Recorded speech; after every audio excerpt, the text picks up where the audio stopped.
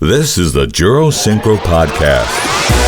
Synchro is back in swing, and I am getting so excited to cheer on all the teams at the 2022 Junior World Synchronized Skating Championships in Innsbruck, Austria. By next week, we'll have our first world champions in 2 years.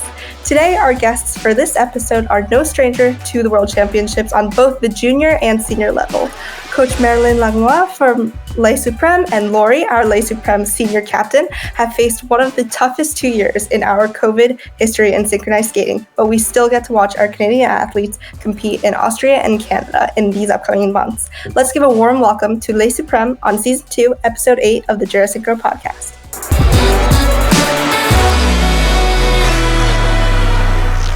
I don't know if it's because I get to watch the World Championships live this weekend or because I got to watch Les Suprêmes' beautiful programs at the Canadian Nationals, but I am beyond excited to introduce our guests today, Marilyn and Laurie. How are you guys doing?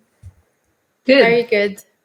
Awesome. Thank you guys so much for coming onto the show. So I want to get started with some background information. Let me ask both of you how long you guys have been with Les Suprêmes and what is your skating history before that? Maybe I can start, but I'm not going to tell you exactly the number of years because you will find out that it's been very long. But I could say that I was skating senior for 7 years before I started coaching Les Suprêmes novice, then junior and senior. And I've been coaching Laurie since she started in the junior. So she's going to tell you how many years, so then you can calculate. Marilyn coached me in novice too. Yeah, So I did a year with Marilyn in novice, and then I did 3 years in junior, and now it's my 11th season with the senior team. So then you can count how many it's been. Awesome. So clearly both of you guys have a lot of experience and you have been with Les Suprêmes for a very long time. So I'm sure you will be able to give us all amazing insight into what it's like being a Les Suprêmes skater and obviously their coach. So I just want to say thank you guys for coming onto the show again. But, you know, after 2 long years, you guys skated at the Skate Canada National Championships. How are you guys feeling about that performance and going into the rest of the season? The performance both of them felt amazing. We just wanted to go out there, and we felt very lucky to just be able to put our dresses on, go on the ice and perform and show the world what we've been working on for the past 2 years. Yeah, awesome. So I know that since 2020, when the World Championships got canceled, it must have been devastating. But I just want to get your thoughts as a skater and also as a coach, what your goals were and what your thought processes were during each major stage since 2020. So, for example, in 2021, when you guys thought you were going to have competitions, but unfortunately that didn't happen, or right before Worlds or right before Nationals when you finally realized that, oh, we could actually have a skate competition again. So I'd love to hear all about that. If I make a really short story with those 2 years, Absolutely. And that's as a coach's perspective, we found out that there was not going to be any Worlds while we were away at Junior World in London, in Nottingham actually, me and Pascal with the junior team. So we were not even with our senior team. When they found out, thank God they were with Amélie Brochu, which is the other coach that coached with us for all those years that Laurie's been skating. But it was also very, very hard for us to take it from that far, not being with them. And then I think for the next month and year, it's just been like, maybe, maybe not, maybe compete, maybe not. So we kind of had the first year was very difficult, I would say, for everybody, that we had to readjust all the training plan. And especially, you probably heard, but in Canada, we could not touch each other. We couldn't do any real synchro elements with connection for a full year and a half. The first time they touched each other was in August this summer that just passed. For a full year and a half, we had to maintain like a type of creative training with stick, with everything, keeping the motivation, trying to create programs that we didn't know if we were going to be able to show. And not even knowing if we were going to be able to skate it, because with stick it makes the line much longer. So yeah, we were just trying to keep the work on, and then the good news was finally we had nationals, which was great because even our international competition, it was way too difficult for us because we had another lockdown even after all that. When we got back and connect in August, Yes. we got another lockdown that the teams had to be off the ice again, not allowed to touch each other, no training in December, which is like very close to now. So Right. Yeah. so we're very grateful, and like we're looking up to world's competition like this week with junior and then after with senior. It's very exciting. It's very nerve-wracking also because for us and for them, it's their second competition in 2 years. And that's why it was so amazing at nationals what both teams pulled out with the two programs not being perfect but being like two very great performance for each teams. And we're very happy because their level of skating was the main focus for the last year and a half since we couldn't connect or touch, and they really improved so much that I think it really helped their synchro stuff as well. So that's benefit. Yeah, it's such a great perspective to hear about, and I'm honestly very excited for Les Suprêmes in general. I know Canada had the craziest lockdowns of probably most of the countries that synchronized skating community is part of. But Laurie, what was your? I'm sure it was very hard sometimes with the uncertainty. How did you push through? I think at the beginning, like Marilyn said, it was hard because we found out when they were away with the junior team. And then we didn't have a chance to really end their season properly. We ended it on Zoom. So it was, that was very hard. So like Marilyn said, the first year was very challenging. And then I think as a skater, it was mostly to take it day by day and then to just follow the plan and keep training and hope for the best. And now we're just super excited to be back on track. And the lockdown that actually happened in December, that was challenging too, because then we thought it was all good and that we were able to, that we were going to be able to go, example, at the French Cup. But then the lockdown was so close in time that we couldn't, and it was safer to stay home, which was good. But in a way, it was kind of another opportunity to just have one extra competition before national. But we're very happy with how things ended up. Yeah, no, I'm sure that there's a lot of skaters in the same boat as you, that uncertainty, thinking that you're going to compete and then maybe a day before or even like a few hours before you have to either leave or not go. I'm sure that's very difficult and something that a lot of people can empathize with you guys. So tell me a little bit more about these training methods that you guys adopted. Like Marilyn, you said that you guys had to use sticks and you couldn't touch each other. I just kind of want to know what the practices were like. And Laura, I'd love to hear about what you thought at first when you guys had to do this, and if you thought it was crazy or if it even worked at all. I mean, I definitely thought that it was crazy, but that's what we needed to do because we couldn't touch. So we had everyone had black stick, and we were just trying to build, our programs with stick in our hands. So transition were super challenging because, it's definitely not the same feeling. So it was very funny, very challenging. Yeah. Awesome. I think one other thing that we took some time to do with this, of course, yes, the sticks, they also make the line much longer than usually. So in a way, we knew it was going to be easier once they reconnect, because it's easier once you have shorter lines.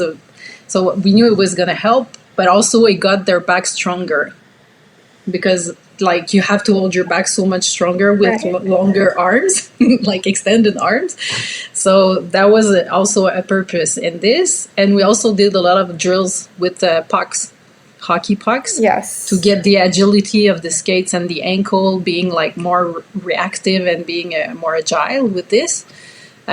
Which was really fun. And one other thing we're doing to try to keep the motivation, we were trying to find all different kind of stuff on the Instagram or TikTok challenge with figure skater, single skater, or ice dancer, that we were seeing stuff and we were sharing it together, and we're okay, next practice we practice this and we're going to try to make it work. So we have a new tricks that usually don't see in synchro.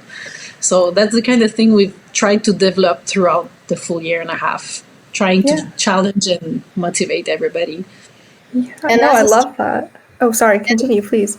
And as a skater, it was fun because it was not always the same thing. So we, sometimes we were like trying to attach with the sticks, but then another day we were doing something else. And so it kept us, motivated. And then, it was fun.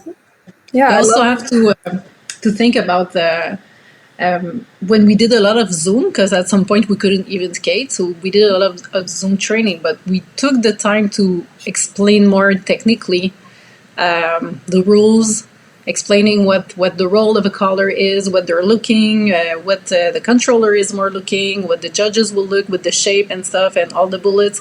So we took some time to do a lot more video that sometimes we want to do it, but we don't take the time to do it because we feel rushed, we want to work on the program.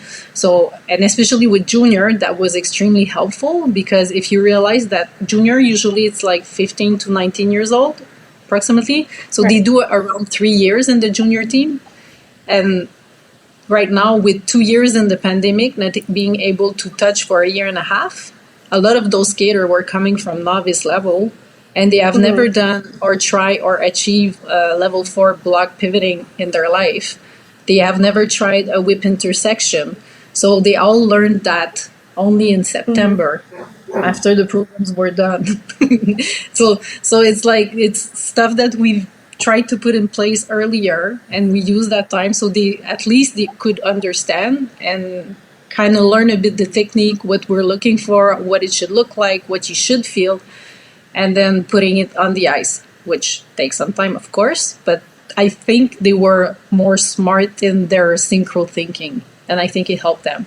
Yeah, I really love how you guys used a lot of creative training tactics, and obviously like with the 2 years being off the ice or the synchro world coming to a stop, it's like a whole reset, whole different team. So I'm sure that must have been very difficult, but clearly you guys persevered straight through it. 2 whole years of not competing is probably the most out of any synchronized skater in our community. This past month, Les Suprêmes showcased their amazing new programs at the Canadian National Championships. You heard how they felt after that skate, but let's get an inside look on how the programs were crafted together. Coach, please tell me how you got the inspiration for the short and long program this year.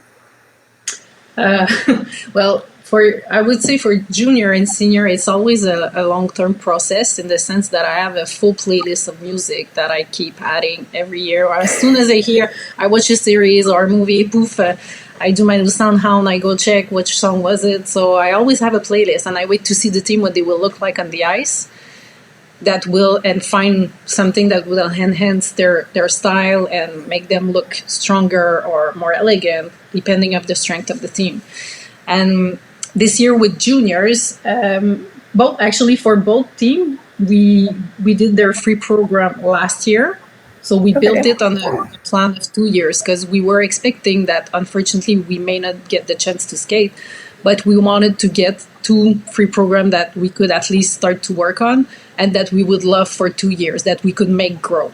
And with junior, their free program is based on the Radium Girls. It's an American movie about a story about the radium, how they used it to create like some watches. And those ladies, unfortunately, got sick, thinking they had the best job in their life, and it was actually killing them by the inside, and they didn't know. So in the end, it's very positive because they were able to make the world change, and they win their cause. So junior wanted a more mature program, and they wanted to be able to bring a story in that was more accurate to life we have right now. And I think they're doing it very well. And with the short, we tried to do something. It's a classic piece of music, but mixed.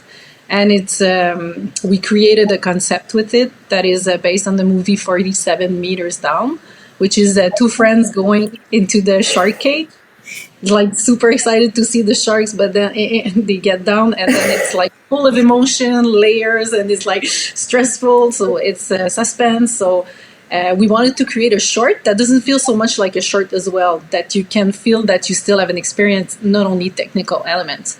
So with junior, that's what it was more. I will let Laurie talk about the senior, and maybe I can add after. So our short program is based on Aretha Franklin. So we were inspired by, how strong she is, and it really inspired us to, take her story and just express it with our own emotions and our own theme. And the long program is based on the movie The White Crow. So it's this Russian ballet dancer, and he moved to France to train, and he's trying to reach perfection. And then he realized that, when he let himself go and just train and perform and just share his passion with the world, then he become a better dancer as well. So that's kind of what we're trying to express in the long program. And that we always say that it's not about being perfect, it's about being awesome. So that's the quote we have behind this. That's so nice that you were able to break down each program for us. I really appreciate it. So I have a few questions that kind of came up when you guys were talking about the programs and interpreting them. So first thing, my question is to Laurie. When you get a new program, is it sometimes hard to click with the theme, or when Coach Marilyn gives you an interpretation, is it more up to you on how you guys perform, or how does that work in terms of like the coaching and skater relationship? So we all watched the movie together, and then we went back home, we did our homeworks, and then we thought about how we felt in this part and that part. And then we came together and we saw like if there was a line, and then we did keywords example at the beginning, we feel this way, and then in the second part we feel that way. So then that's how we see. But also with the coaches, like sometimes from the outside, then they see other stuff, and we're all just a big team trying to make it work. When she says that they did their homework, they were actually really doing homework, like writing down, like, and we took the time, me with one of the choreographer and the theater coach, that we decided to really time the phrasing of the music where there was all the different nuances. There was some changes of pace or rhythm or feeling. So we gave those parts to the girls, so they knew already which part, and they had to find the emotion that they were feeling when they were listening to the music, knowing what they were doing also on the ice. So then they sent me all this, and then I did a big resume, and I put like all the ones that were almost the same, and I like 2 or 3 words per part, and then together we decided the one word that was that part with the theater coach as well, to make sure that it was like coherent. Can I say coherent in English? Yes? Sure. Yes. Okay. That it was making sense, like to have like the full story with the emotion connected from beginning to the end. So that's basically how we did work on it. Yeah, definitely. I'm sure that helps a lot. Yeah, and like depending, like sometimes things evolve, and the way we skate, it gets bigger, or just like throughout the season. So then sometimes we tweak some little emotions or expression throughout the season. Yeah, definitely. It's really important to be like flexible. I know when I was a skater, that was something that we always focused on, like how to change when we needed to. So I am so curious about how teams think of the design for their dresses and bring it to life. Coach, do you mind telling me a little bit about kind of the background into how the dresses fit with each theme? Well, I mean, it's a, how can I say? I usually go and I sit down with the dress designer first, because we have like a lot of skater, a lot of opinion, a lot of things that they want. They like this color, the other one like better this color. So sometimes, and I did this year, I did ask which color you would feel like would be your short, or which color you would feel you see you're free, just to sometime have more idea, and maybe sometime it can inspire me as well. But it's mainly with the dress designer that I sit down, we put the music, I explain the concept, and then we start. She draw, and then we start first sample. And then from the first sample, we fix almost everything, and sometimes it takes more than one sample. And then it's important the moment where you put it on the skater, and they put it, and the face they have and the feeling, how they hold themselves, you know if it's the right fit or not. So, and just by their reaction when they see the one person going on the ice with the sample, you see the sparkle, or you see the doubt. So then you're like, okay, wrong color, we need to fix this, or maybe this, no, that. So that's a bit the way we work. Wait, that's really interesting that you say like whether you see like a sparkle or the doubt, because I honestly didn't know coaches even like paid attention to that. Sometimes I thought it was just, oh, this is what you wear and you just have to deal with it. So that's very interesting that you say that to me. I'm very intrigued, and now thinking back to when I was a skater about all my dresses. But okay, so last question about your programs this year. And this is a question for Marilyn, and then Laurie, I'd love to hear your perspective on it. But Marilyn, do you think that Les Suprêmes has a signature style of how you guys skate? And then a follow-up question to Laurie is, what is Marilyn's coaching style, and how does that kind of come together each season, and especially this season? I think I may be wrong. It's my only perception that from me looking at my team and looking at all the other teams. There's a lot of team that has many great qualities.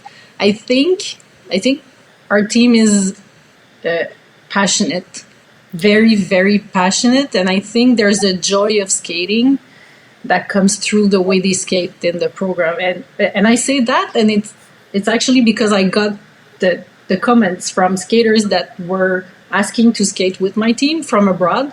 I always ask, because that's always the main question: why you want to skate with Les Suprêmes? What do you feel we have that is different from other teams? That's the reason why you would like to join our team. And they always say they look like they have so much fun together. So that's I think that's one of our main way to train, like to have a balance between fun and hard work, to make sure that everybody feels happy and in the good place. So I think that's probably Les Suprêmes style, which is still disciplined, still like hardworking, but I think it's our passion and our love for the skating that probably pops out, I think. Yeah, I think we really, love each other. We have so much fun together. We just spent 10 days together in Banff and we had a blast, and then Calgary. I think that, and Marilyn said that we work hard and we have fun, but also when you have like so much fun, you want to work harder too, and all together, and we push each other. And if ever someone has just a down, then we all have each other's back. So they're just like something, I don't know, that I'm having a hard time to explain, but that is so special about that team. Mm-hmm. Sometimes it can't be explainable. It's just something that is there. But Laurie, so how would you describe like Marilyn as a coach, especially this season, and what's your relationship like from skater to coach? We've known each other for a very long time. I think we both evolved a lot as person. I evolved a lot as a skater, and Marilyn as a coach. Happy person makes a happy skater. So I think that's something very important in our club and in Marilyn's way to coach. So that's something that is super important. I would describe her as, sometimes we're like this, but also we want to have fun. So I think I can describe it in a different way, because we're three main coaches with the senior, let's say me, Amélie, and Pascal. And I think we have three different ways to be. And yes, I am more the one that stuff needs to be done. We have a plan, we need to follow the plan, and it has to go. And then you have Amélie, who's like the laser. She has a laser in her eye. She want to spend so much time on every little detail. And then you have Pascal, that is like more of the big picture, like, oh, in this part we're missing this, or in this part, and then he's super funny and like he's making the girls laugh a lot. So then we're like a good balance together, I think, in the way we coach. I was just gonna say, I think that they all bring together a piece of the puzzle, and then sometimes Marilyn, she knows that she's not the biggest fan of like working on the little details. So then she leave that part to Amélie because Amélie's is super good at doing that. And then after a few practices, we're like, okay, Marilyn, you need to come back like now because we want to do like more stuff like that. So it's just like it balances out. Yeah, balance is super, super important. And as a team like Les Suprêmes, who have all the details down, I know that it is an amazing method for you guys, and I'm sure a lot of young skaters can look up to that. After getting an inside look at Les Suprêmes, there is no doubt that the synchronized skating world will have their eyes glued to their performances in the upcoming World Championships. Now that we know that Worlds for Senior are in Hamilton, Canada, your home country, what is your main goal for this competition? Our main goal is to do the same thing that we always do in practice. The plan is not going to change. We don't want to do more. We don't want to do less. We just want to do the same thing. And to have a lot of fun, to enjoy all the little moments that we're going to have together.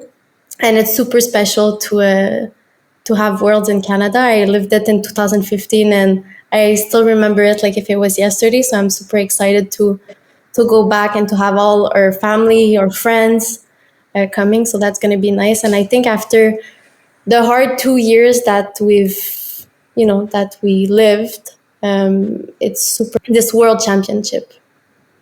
I think for us also as a coach, having World in your own country is extremely exciting for us that our skater get the chance to live it. But also it's very important, like Laurie said, like we need to keep doing the same thing. She repeats that because we want them to not put more pressure on themselves and just do like what they do in practice because that's what they're good at. And it is very important for us to also not forget that it's going to be our second competition in 2 years. So even though we have high expectation because we really believe that we have a good team and we have good programs, we want them to embrace the moment. So not putting any extra pressure on themselves and just really enjoy the moment, like Laurie was saying, like every little piece. And if we can focus on that and stay in the present all together and really enjoy it, it's going to be such an amazing world for sure. Yeah, definitely. I know when I was a skater, it was all about just doing your job, nothing more, nothing less, like Laurie, you said. So you actually answered a little bit about my next question. I was going to ask if there were other skaters who had already competed at Worlds when it was in Canada last time, and I know you have now. So what was the feeling like when you got to skate in front of your home country, and what are you most looking forward to now that we get to be in Canada again for Worlds? So actually, me and one of my other teammate, Agathe, she's actually from France. She's been with us for many years now. So we're two on the teams that already competed at Worlds in Canada. And I just still remember all the red flags. I remember being in the warm-up and hearing the crowd, and then going to see a bit before, just, to like see what it looked like, how many people, or just to, feel the vibe. And it's just so much love, so much support from all our fans, all our friends and family. So it was, I don't know, it's just so special to be skating in front of your home crowd. Let's not forget also that this year, Worlds for the first World since 2 years, it's going to be like a big reunion of all the countries. Yes. And everybody, like all the synchro fans, they will make sure that they're there because they've been missing it so much. So I'm sure it's going to be extremely special and precious for every skater, even the one that are not coming from Canada, because the crowd will be there for us passionate synchro fans. Yeah. Because I think our sport is maybe one that got impacted the most by the pandemic, just because of, we need to touch and we need to attach and we need to be in contact.